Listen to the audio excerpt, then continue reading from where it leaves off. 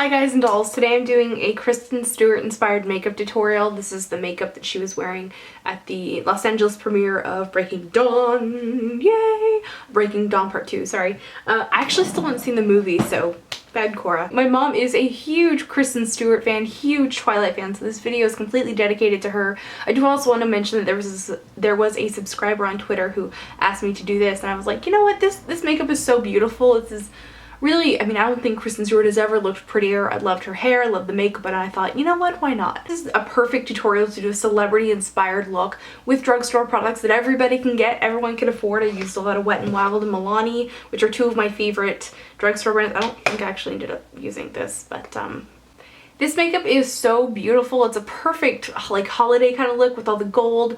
I think mine ended up maybe just a little bit bronzier than Kristen Stewart's makeup did. I don't know what's with the accent, but you take the good, you take the bad, and there you have the facts of life. So I'm going to start out with the Urban Decay Primer Potion. So I'm going to do something kind of different with this makeup. I'm going to do a different layering technique than what we normally do. We normally do our eyeshadow and then do our liner. I'm going to start with a liner. This is the Berry M Waterproof Black Liner. Bold black. Yeah, bold black. And then I'm going to go in with a flat brush like this, just a flat liner brush. It has like a banged off, very thin appearance. And I'm going to wiggle that color right into the lash line. Make sure it's as close to the root of the lashes as possible. In fact, if you really want to get in there, you can paint some on the end of the brush. I'm going to wiggle it on in there. Kristen Stewart doesn't appear to have an actual defined liner, so you don't have to worry about making the line crisp. In fact, what I want is sort of like a blended out line, and then we're going to be applying shadows on top of it, so it's going to make it look very soft. So for Kristen Stewart's makeup, she's wearing, I think, almost all Chanel on her face. We're going to start with Wet n Wild, which is kind of like the anti-Chanel. So I'm going to start out with this sort of glittery brown shade on that same flat brush and press it onto the liner that we had, or that I have. I'm saying it like a cooking show. I always do that. Why, oh why do I do that? And then I'm going to start to place the color also in the outer C or V or whatever. Don't worry, it's very patchy at this point because this is just a liner brush. You can go in and blend that in just a minute with a blending brush, which I'm going to pick up now. I'm using a MAC 217, and I'm just going to blur that in. Alright, the next shadow I'm going to use is also from the I'm Getting Sunburned palette, and I'm going to use that with the 217 brush.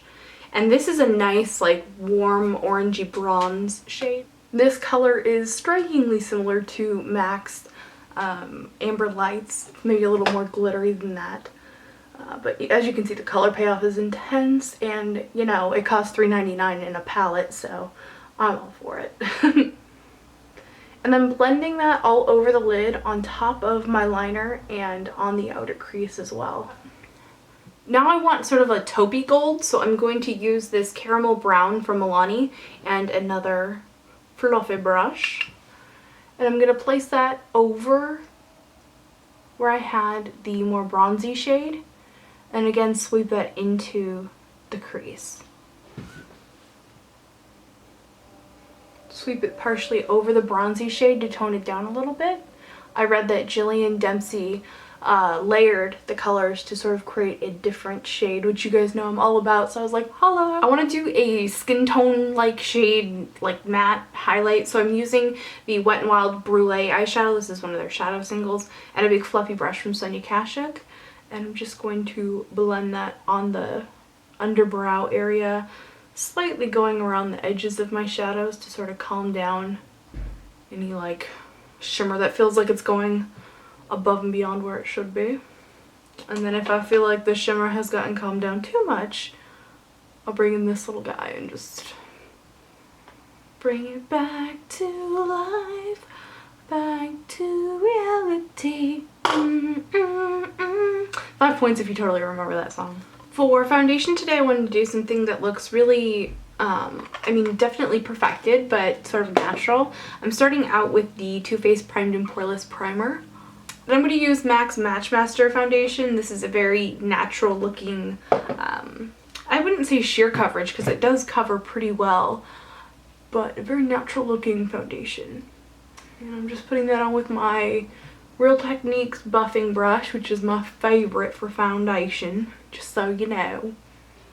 My concealer today is the MAC Select Cover Up Concealer. It's, again, sort of a natural finish. It's not like the most highly, pigmented super coverage concealers that I own, but I like the sort of natural look of it.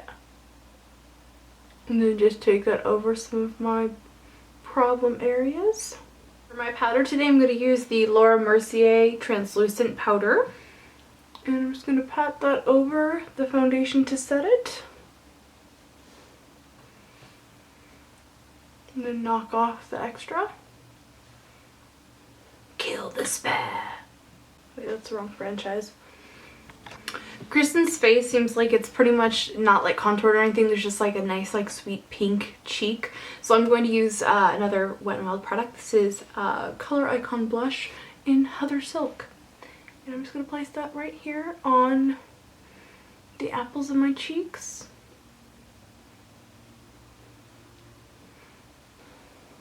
For the bottom lash line, I'm taking the Milani Liquif'eye pencil in brown, just along the lower lash line, using that straight from the pencil. And then I'm going to go in with the Sigma E65 brush and just sort of smudge it and make it a little softer of a line. For this look, I'm not putting any pencil in the waterline. Looks like Kristen had a nice clean inner rim, so we're going to continue that theme. And then for the inner corner, I'm going to go back in with Caramel Brown in the same little small brush. Fill that little guy in right there. I noticed that Kristen had some gold shimmer going on the bottom. For my mascara today, I'm going to use the Milani Runway Eyes mascara. This is probably my favorite drugstore mascara. It just gives you wonderful volume and curl. And I'm going to start out by doing the bottom lashes. When you start out with the bottom, you're a lot less likely to get that weird like mascara smudge on the top. Just a little tip from me to you. It's amazing how much mascara does for this look.